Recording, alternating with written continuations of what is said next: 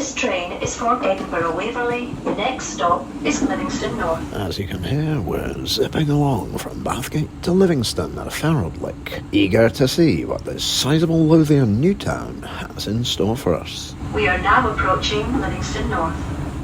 And so we arrive in Livingston on a damp and dreary Wednesday night. Seems busy enough, but this is, in the manner you may have come to expect in these programmes, a planned post-war new town which covers an awful lot of ground, possibly in quite an efficient way, but maybe we anticipate without a massive amount of character. I guess let our time here be the judge of that. Livingston. Tonight's Forgotten Town. Livingston, Linlithgowshire. Population 57,030. Rank number 171. Listener, I have just arrived at what the proprietors call the Nest. That is here in Livingston on a quiet residential street. I have to say it's very well appointed on first impressions, and I think I'm going to sleep very comfortably here. My original intention had been to go to the Wetherspoons in central Livingston, which I could have walked to in about half an hour. It would have given me a slightly more genuine impression of what Livingston was like, or maybe it would have given me a very skewed one. However, I've walked into this accommodation to find that a bottle of wine has been left, and to be honest, it's not the worst looking bottle of wine in the world. The time is already 9 p.m. and I have had a busy day and the weather's not great, so I think my impression of Livingston will be taken from here.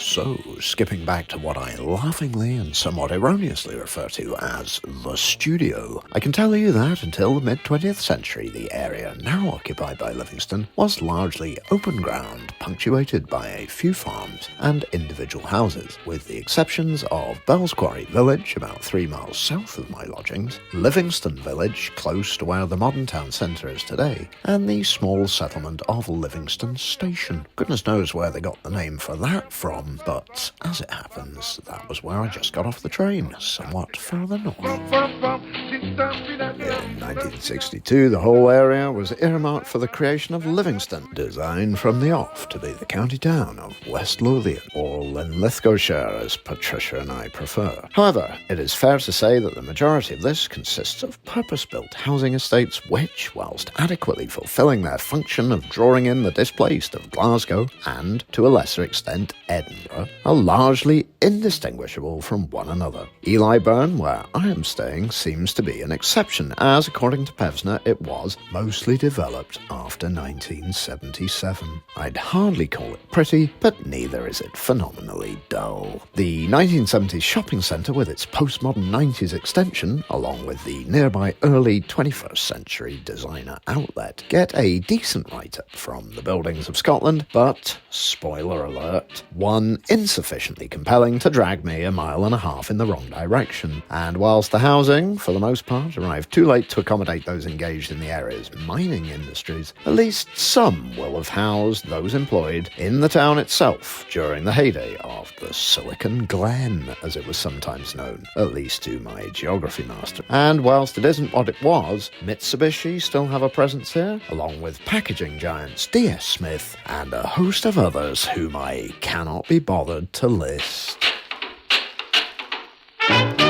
So who's that fella on a Thursday morning speeding through a suburban Scottish council estate? Not for the first time this week, that man is me. And again, not for the first time this week, that man is running slightly late for a train. Fortunately for me, again, not for the first time this week, that train is also running late, and I should make it. I am heading up to Livingston North, where I shall leave this slightly sprawling new town and head for the bright lights of Edinburgh, and thence back to England. See you there in a couple of weeks' time for more Forgotten Towns. Ooh, I've been to Harlow and Central Harlow. I've been to Milton, Keynes. I've been to Livingston. but I've never been to me.